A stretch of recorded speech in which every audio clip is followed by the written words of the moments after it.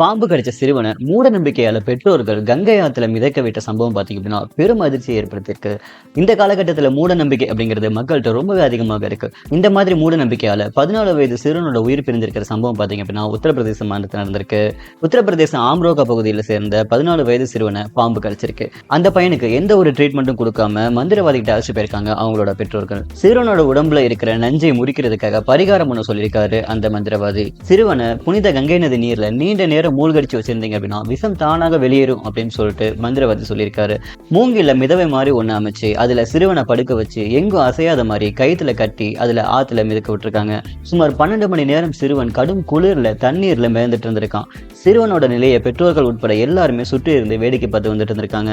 எல்லாருமே அதிசயம் நடக்கும் அப்படின்னு சொல்லிட்டு எதிர்பார்த்த நிலையில 12 மணி நேர போராட்டத்திற்கு அப்புறம் எந்த ஒரு முன்னேற்றமும் இல்லாததால சிறுவனை தூக்கி பார்த்த போது பரிதாபமாக அந்த பையன் உயிரிழந்தது தெரிய வந்திருக்கு.